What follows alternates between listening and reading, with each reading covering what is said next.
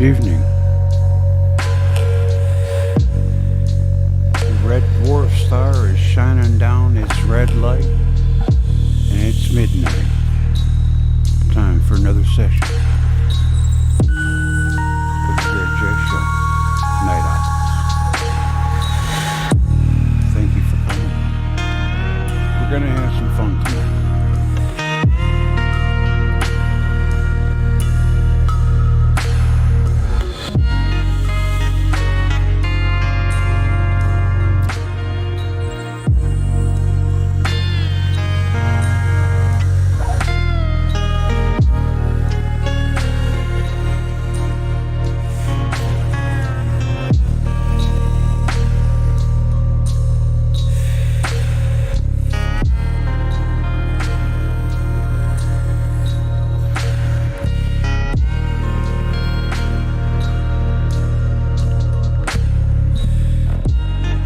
Video is not finished processing, so there'll be a little bit of music in the beginning. As soon as it's done, I'm bringing it right to you.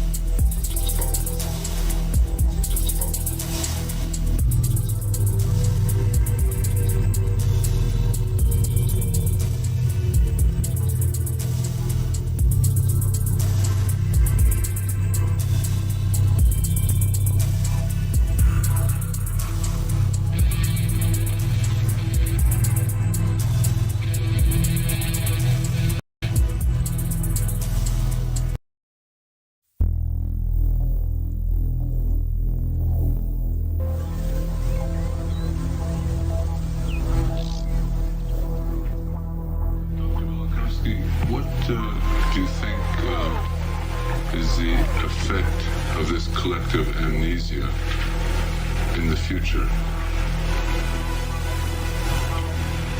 The effect is very great, not only in the future, it was also in the past.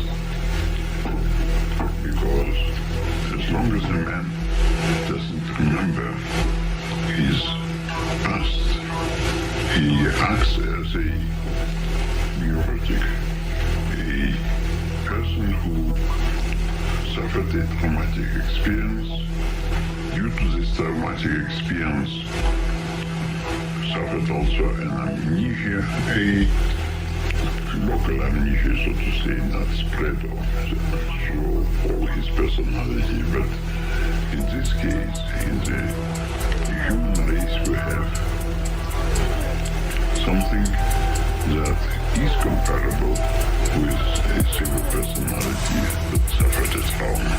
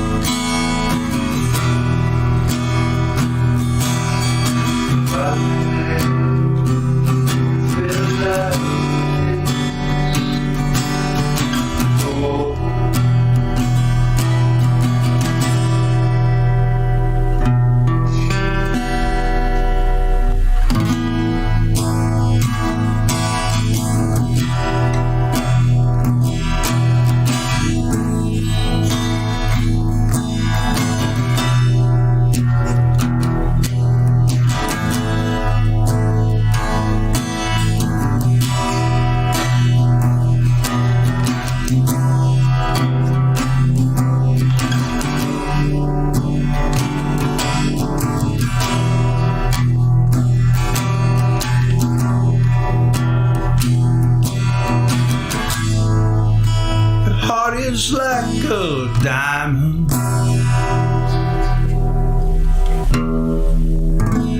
Throw your pearls at swine.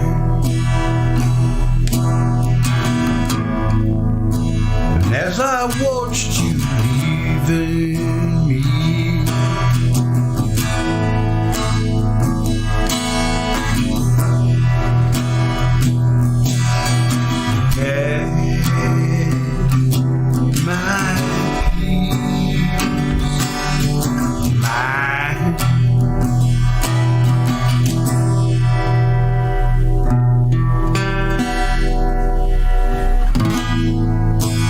lovers like the water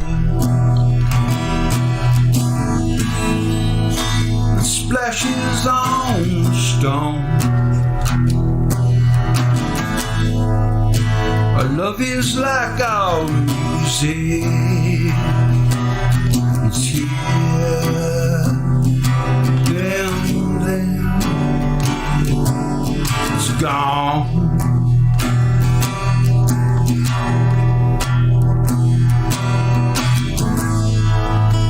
Take me to the airport.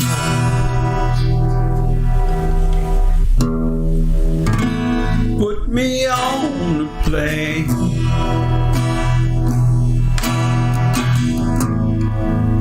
I got no expectations.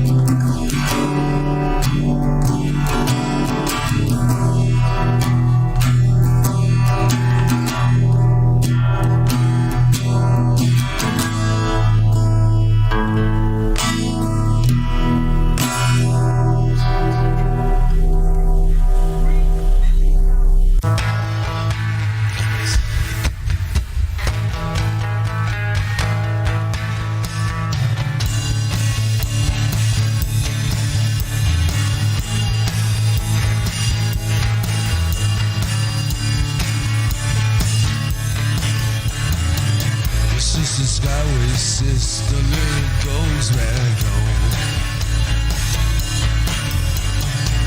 I plugged into the only thing that I could phone on. The little kids riding over the pool. An alien inside a little buffoon. So I loved them like they would go home, and like you were riding home. Yeah, one last time. I see your doorways, I see another alley cat.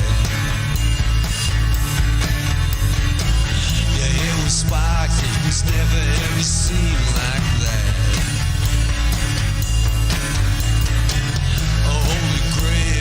Just give me one last sip. I love you all, can you ever let me flip? I love you all.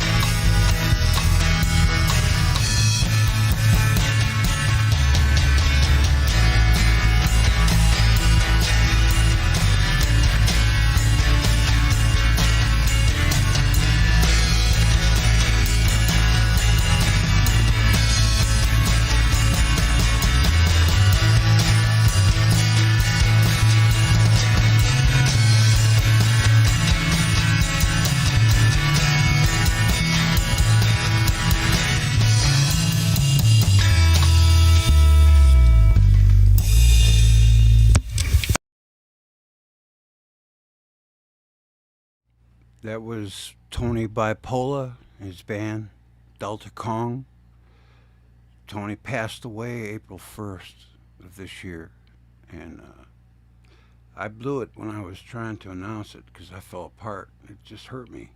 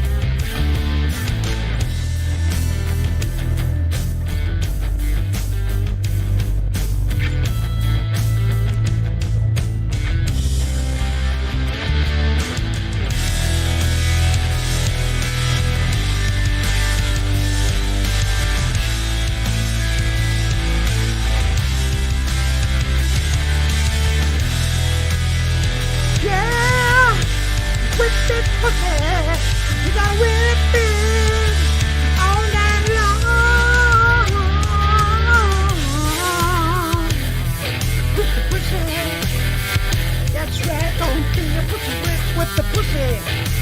With the pussy.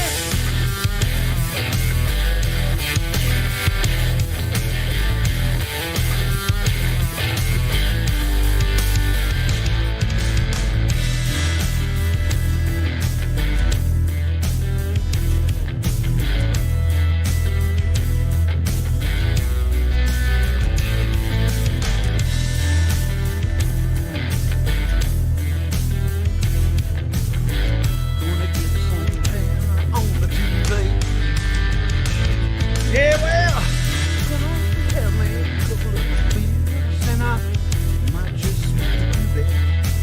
And then I'll think about rolling down in a good time. The young bulls run down the hill and you get a few. The old bulls that walk down, you get them all.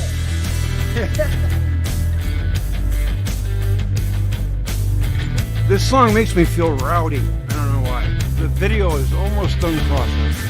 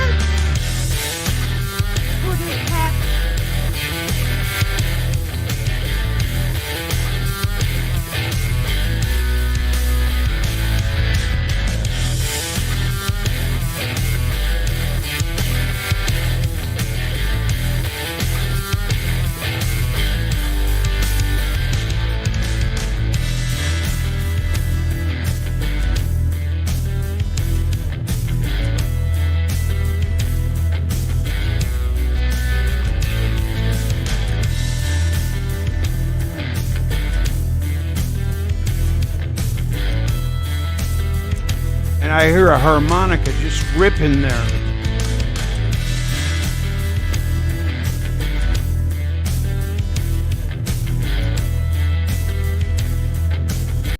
Holden CR, astronomer with modern Galileo, trials and trails. I do not understand this. The gravity-only Big Bang redshift expanding universe idea that has been around since I can remember was disproven by Holden CR in 1966 and again by Eric Lerner in 1996. Astronomer ARP was looking at peculiar galaxies, of which he wrote an atlas of them. In 1966, he noticed that higher energy galaxies that were called Seyfert galaxies, named after their discoverer, had a supercharged core and were spitting out quasars. Now, he has noticed that these quasars were not at the edges of the known universe. That standard model cosmologist wanted people to think that they were, but they are populated near the parent galaxy.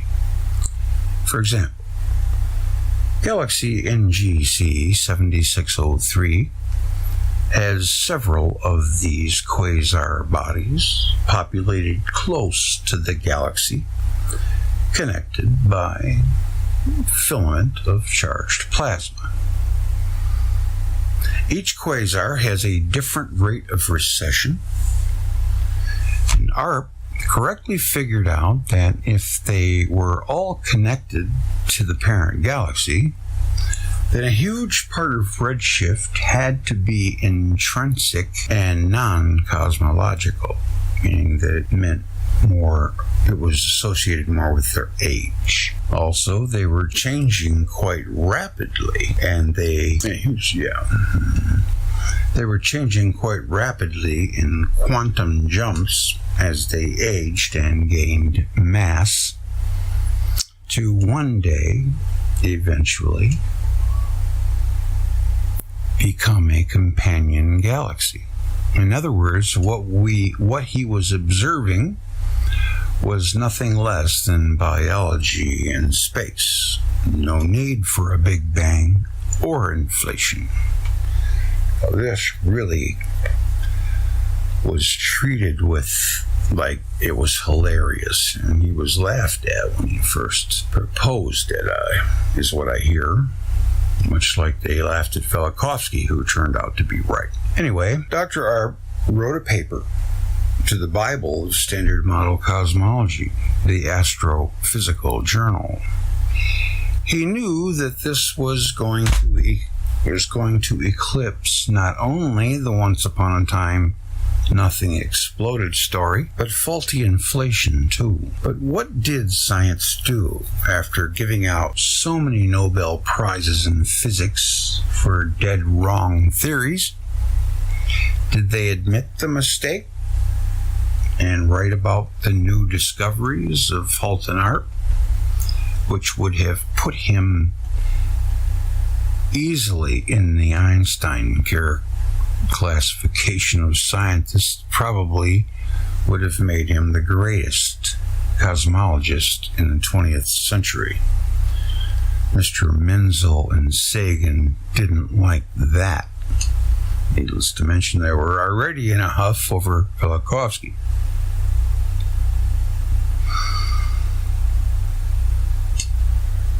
No, very disappointingly, they chose to deep six it. Hubble warned modern cosmologists and math-happy physicists not to jump to conclusions, but it was too late. They took it and ran with it. The early 1930s, front page news, the universe is expanding. No, it's not. But wrong, period. They had been waiting for something that they could latch onto, and this was it. Big funding, here we come. Arp's telescope time was taken away, and he was told that if he didn't change his research, he would have to find another job. So Dr. Arp did the only thing he really could do. He resigned in protest. His research, he would have probably broken-hearted. He was also ostracized and blackballed in the United States. This is why he is now called the modern Galileo. It really just completely gives me this terrible feeling of disillusionment in mankind's intelligence. It has been bought out. Something that I never thought would happen. But it is better to be disillusioned than to continue to live with the illusion. So, at least it's not like that. That is all it is. Modern cosmology goes to the highest bidder. Dissenters are suppressed and covered up, just like President John F. Kennedy said in 1961 in a speech to Congress. American institutions of learning, mass media, social networking sites, and, well, everything is in on the corruption. They shut down truth tellers as hate speech. Isn't that something? How could a scientist continue to go through all the motions when in their hearts they know they're wrong? They have to. They're hiding the truth from the world. I can't get past that. I can't get over it. So imagine, you just discovered knowledge that would completely change the science we know and love as cosmology, but instead of being hailed and rewarded for improving the queen of the sciences, which would and will change the whole world, especially medicine, you were forced to resign by the Palomar Observatory and the high priestess, the moron named Menzel, with his panty-waisted protege, Carl Sagan, who trolled and torpedoed Velikovsky every chance he got. Velikovsky's book Worlds in Collision put mainstream science on its ear in 1950. Sagan's only job then was to follow around Dr. Velikovsky, claiming to have debunked him with nothing but lies. I lost any and all respect I once had for Sagan, with a little s. Who, by the way, his name backwards is Nagas, the famed alien species. Isn't that an interesting coincidence? Many will know he made his name by creating an anti-theory theory called the super greenhouse gas effect for Venus, to try to steal Velikovsky's thunder when he claimed that Venus, he predicted that Venus, this was before the space age in the 50s, he claimed that Venus would be at least 600 degrees Fahrenheit. To which the key masters, if you will, had a real hoot and hurrah over. But he didn't stop there. He predicted water on Mars and the Moon, radio emissions from Jupiter and Saturn, and that these two beauties were actually former stars. More hurrahs. That's a Texas term for laughing at someone. However, the part of the story you may not know was in 1962, all of Velikovsky's theories were proven correct. So the two biggest troublemakers for modern gaslight-era horse and buggy cosmology should be known as the two greatest scientists of the 20th century. But alas, it wasn't to be. We find these truths we hold to be self-evident, but they both still sit in virtual obscurity. I don't know about you, but when I saw all of this, I couldn't sit still for a week. People had to know. And I just dove right in and started telling. Because to me, this is finding truth is like a great liberation. You don't feel like the wool has been pulled over your eyes when you know better. You know different. And it has all the evidence on its side. Dr. Arp, he was offered and accepted a position at the Max Planck Institute in Germany. He quickly and quietly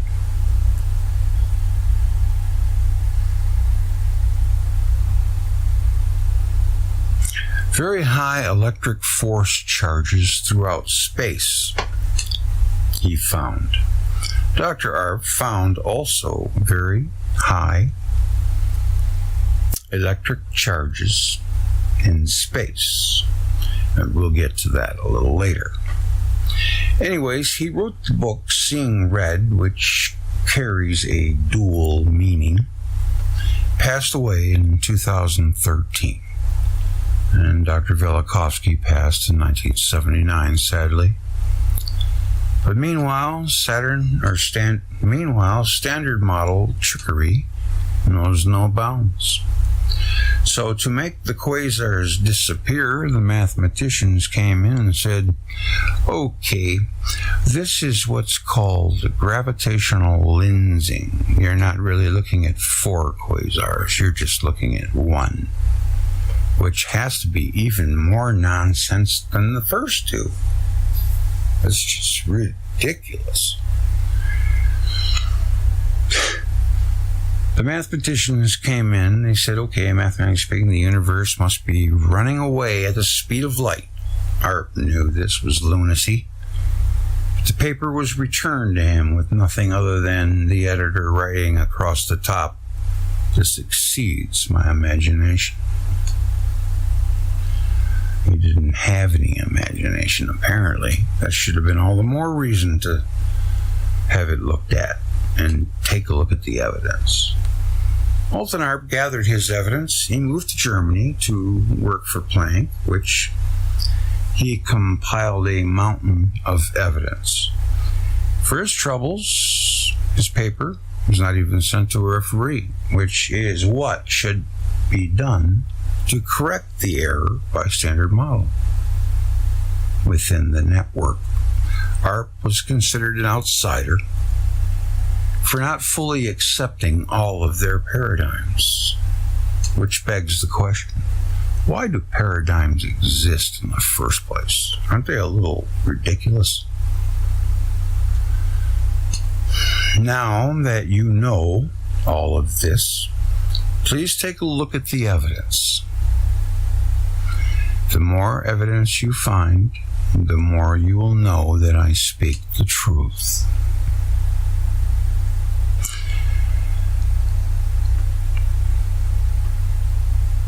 As long as it is not being filtered to you by someone with an agenda. But I am convinced you will be too. That our universe is not something where they can create all of these phony dark and black things like matter, energy, black holes, all mathematical constructs.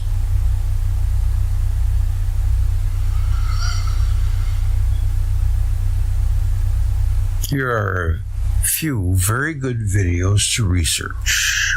The Cosmology Quest, Part 1 and 2, you'll find them in the description. Besides giving you ARP's evidence, that is overwhelming actually, but the work of Renegade said Immanuel you.be. Velikovsky as well. He was a very serious man of integrity. Renegade said you and do.be. honor. And I have been reading his books for almost 5 years, and as of yet I have not found one misinformation, mistruth, or something that sounded ad hoc or concocted. All of his theories are very well thought out, and he uses mainstream science to back him up. So he uses their own science against them.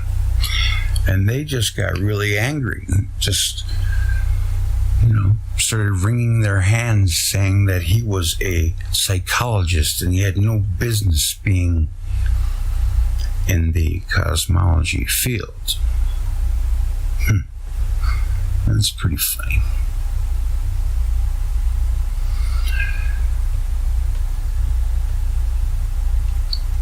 Immanuel Velikovsky also predicted water on Mars and that Saturn and Jupiter were actually former stars. And all of his theories have been proven correct. I do not know of anything that he got wrong. And, well, here we sit. It's just, it's really sad to think about. He put all that work, his life's work, and he just got deep sixed. It's just, it's so unjust. I don't even know where to begin with it. But if you take a look at the evidence like I did, you too will be convinced that our universe is not something where they can create all this phony stuff. Our universe is electric. Plain and simple. I really have a lot of affection for both men because they were men of integrity and somewhat role models for me. I'm very impressed with men who make a stand because they believe in something they know is right. Not a lot of people do that these days, especially do it and still make a living. If you want to make a living, you have to go with the flow, as they say. All right, I just wanted to make sure that anyone that happened to catch this and might not know about the situation, you have been formally introduced. Thank you. Sagan always seemed like he was doing a bullwinkle moose in the valley that gives birth to two rivers, the Orontes flowing to the north and the Litani flowing to the south and west, between the mountains of Lebanon and anti-Lebanon, where roads from Palestine in the south, Damascus in the east, and the seacoast there to Hamath in Upper Syria lie the ruins of Baalbek. When we compare the ruins of Baalbek to many ancient cities which we visited in Italy, Greece, Egypt, and other parts of Asia and Africa, we cannot help thinking to be the remains of the boldest plan attempted in architecture. Is it not strange, then, that the age and the undertaker of the works, in which solidity and duration have been so remarkably consulted, should be a matter of such obscurity? From the time that this was first written, in the 50s of the 18th century, up until today, nothing was added to dispel the obscurity which envelops the origin of this temple city. The excavations undertaken there brought no solution to the problem of its origin or the nature of its cult. No early inscriptions were found. Throngs of travelers who spend their day wandering among the ruins of the magnificent Acropolis go away without hearing what the role of the place was in ancient times, when it was built, or who was the builder. The pyramids, the temples at Karnak or Luxor, the Forum, and Circus Maximus in Rome were erected by builders whose identity was known. The marvelous site in the valley, on the junction of roads running to Hamath, is a work of unknown authors in unknown ages. It's as if some unknown mysterious people brought the mighty blocks and placed them in front of the snow-capped Lebanon mountains and went away unnoticed. The inhabitants of the place actually believe that the great stones were brought and put together by jinnin, mysterious creatures, intermediates between angels and demons. Solomon's Baalbek. Early tradition, which may be traced to the Middle Ages, points to a definite period in the past when Baalbek was built, in the time of Solomon. Ildrasi, the Arab geographer, wrote, "The great temple city of astonishing appearance was built in the time of Solomon." Ghazwani explains the origin of the edifices of the name of the place by connecting it with Balkis, the legendary queen of the south, and with Solomon. He must have been some kind of big shot. The traveler Robert Wood, who stayed at Baalbek in the 1750s, and who published an unsurpassed monograph on its ruins, wrote, "The inhabitants of this country, Mohammedans, Jews, and Christians, all confidently believe that Solomon built both Palmyra and Baalbek." Another traveler who visited Syria in the 80s of the 18th century wrote, "The inhabitants of Baalbek assert this edifice was constructed by jinnin, or genies, in the service of King Solomon." Some scholars looking for Baalbek in the scriptures identified it with Baal Haman, referred to in the Song of Songs. And again, Baal Haman is supposed to be for Baal Lath or Baal Gad. Also, Baal Zaphon or Zeus Cassius was proposed as Baalbek. In this connection, it could be said that, according to the Talmud, Gad, G-A-D, was the name of the planet Jupiter. and Zeus Cassius signified Jupiter of Lebanon, and Haman was supposed to be a Syrian form of the name Ammon, who, according to the Greek authors, was Zeus Jupiter. All this together, if correct, points toward the cult of Jupiter in Baalbek, and that would line up. The place would have had to have been occupied when Jupiter was still close to the Earth, like Velikovsky maintains, and is still most likely in its hot Jupiter phase.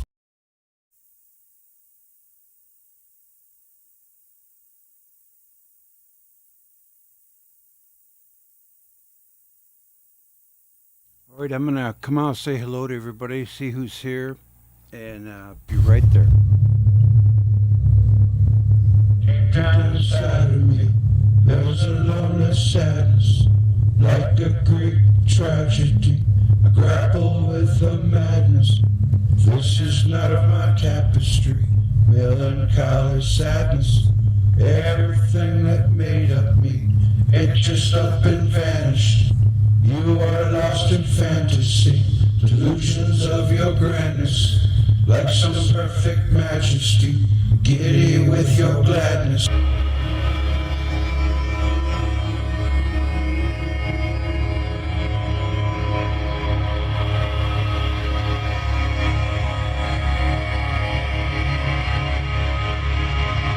All right, I'm coming out to see who's here.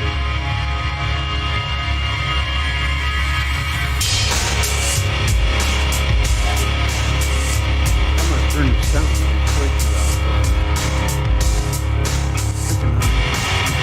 Okay, I'll put it on one. Can I get one? Can I get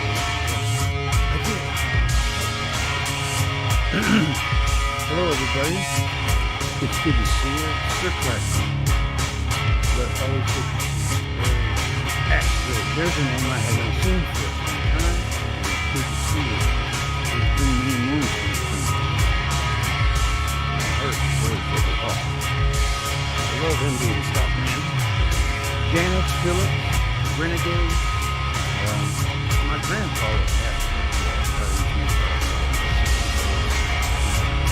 Renegade. So, you're always in the freshman guy.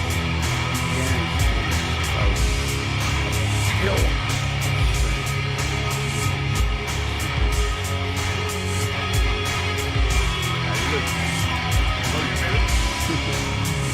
In a good way, like buddy. And give us a little help. And Jeremy,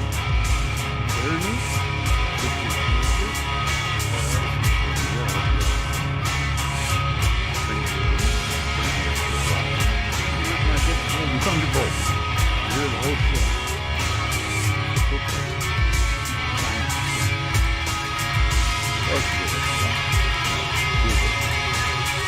Shockwave, hey man, I'm in the great hall. I'm gonna get back to the show. That video that I don't even rhyme. I didn't know.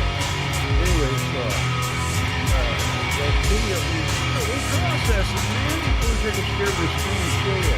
It was so freaking slow, and I put it on the lowest quality because it was in the 3 hours plus a couple tunes.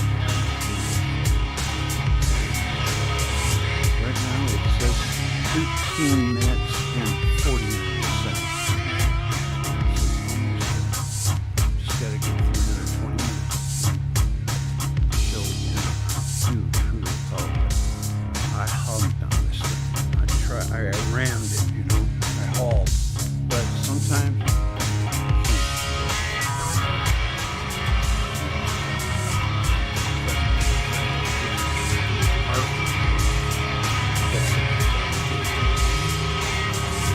one day they'll make a computer that can handle hard. But okay, I got some more audio to play. The video of 1750.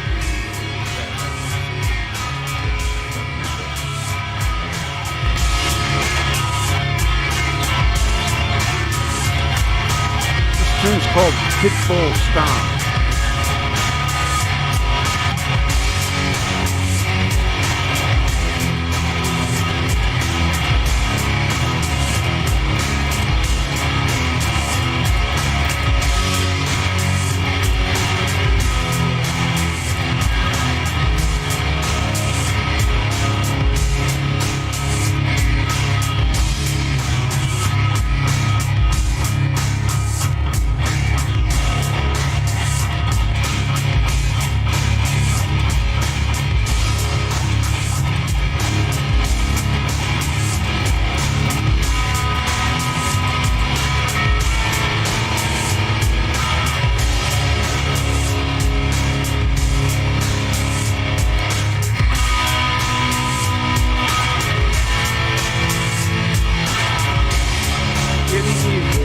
Drop C sharp. Beautiful.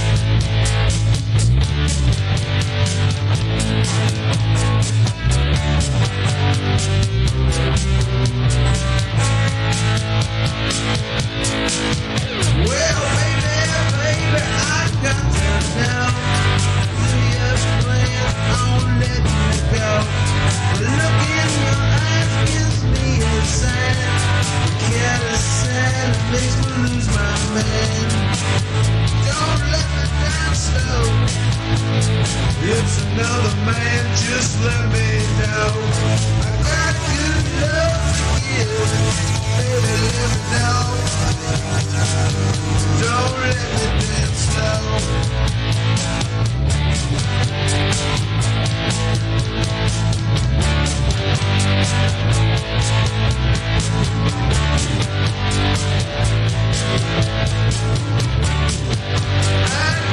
I know we've been through this before, but I got a strange feeling that I can't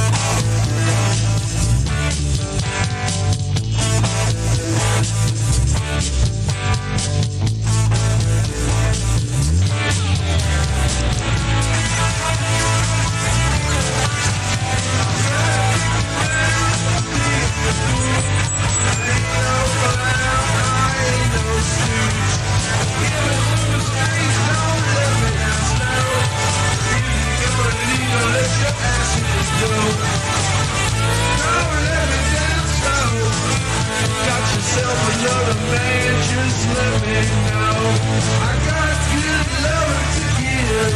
Darling, let me down. Don't let me down slow. Don't let me down slow. Don't let me down slow. Don't let me down slow.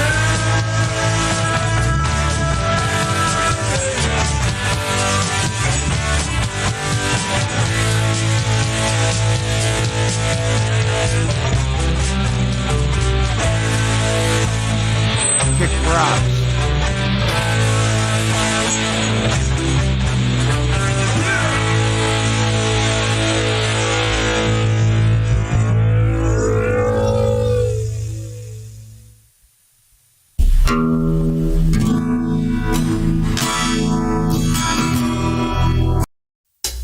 If your bass player isn't a genius that can fix anything, then you're missing out. All right, having some fun playing around. The movie will be up very shortly. About, I'm guessing 4 minutes. Right after this song.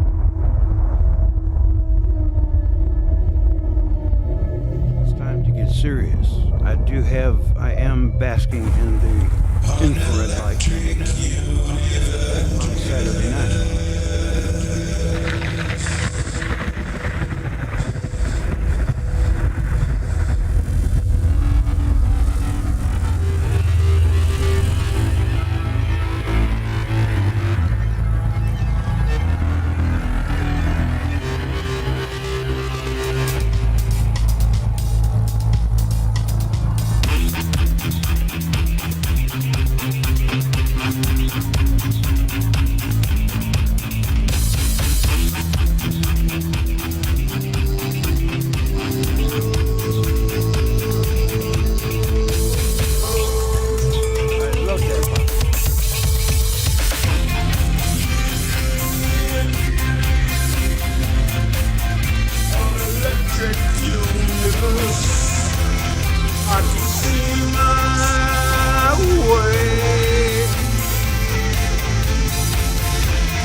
Tell me I'm just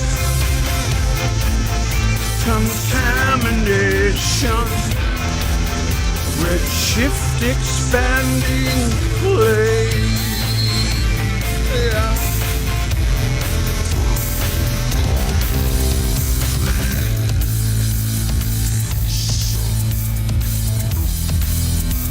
I love this Roman god that's in the sky. Roman gods lived in the sky, flashing with all-seeing eyes. Kronos had zooms down his mind. Mars takes all of the pain, so that we can see again,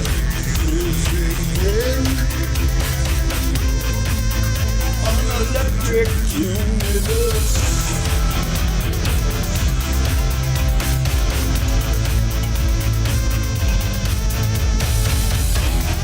Thunderbolts rule the sky.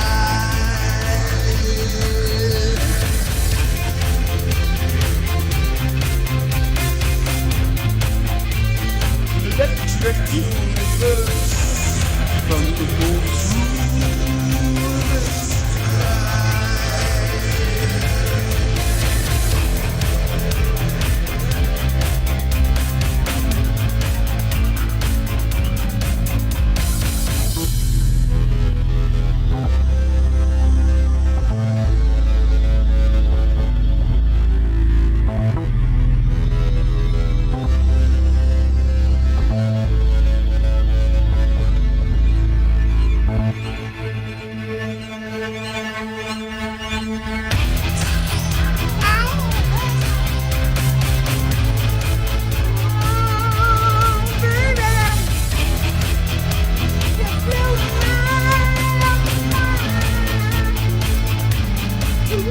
A little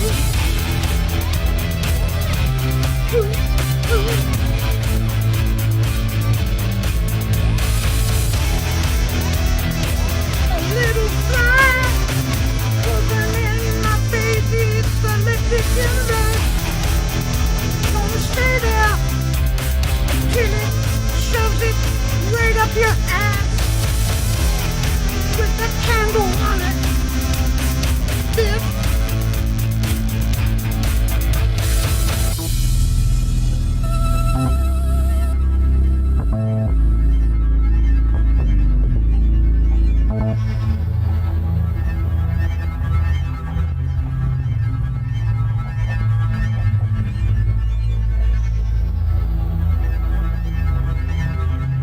That's a heavy song for me.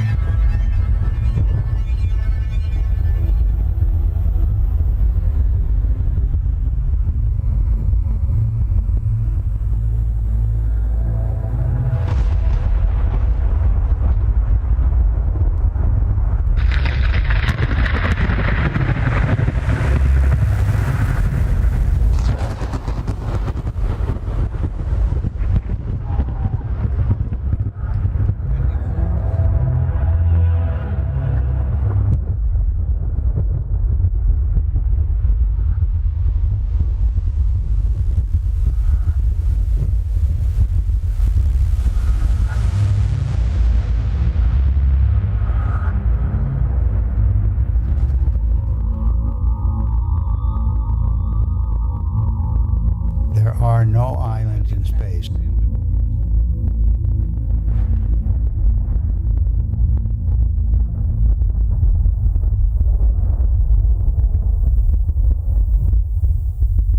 I love that song. Brings tears to my eyes. I think it's time. But I think we're gonna call this video quits and then do Ted in the beginning. Hold on, I gotta shut this down.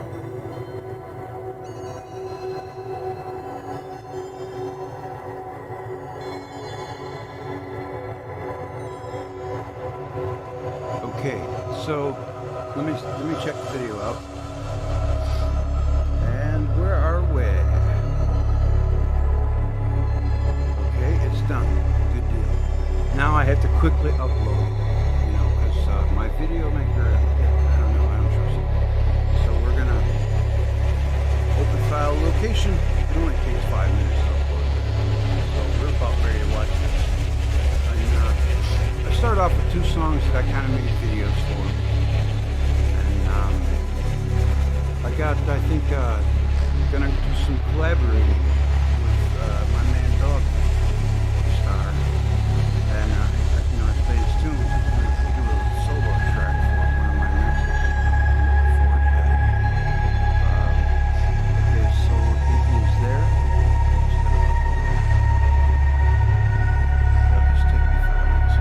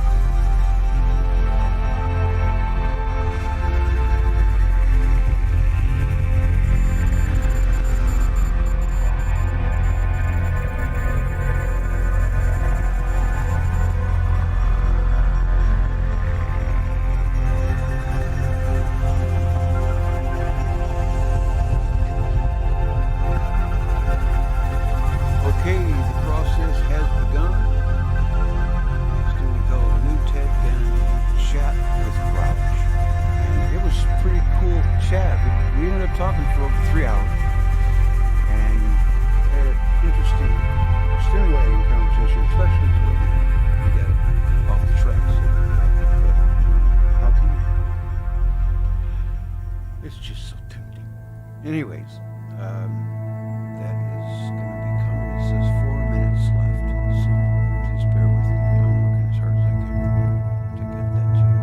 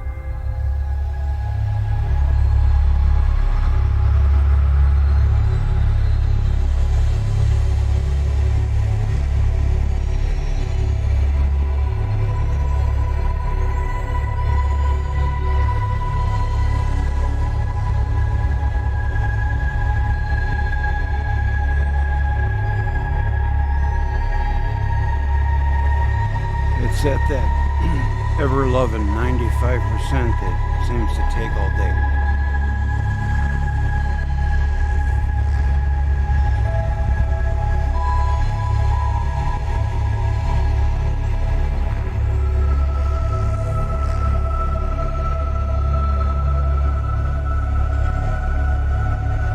You know, folks, I had to come in kind of shooting from the hip because the video wasn't ready.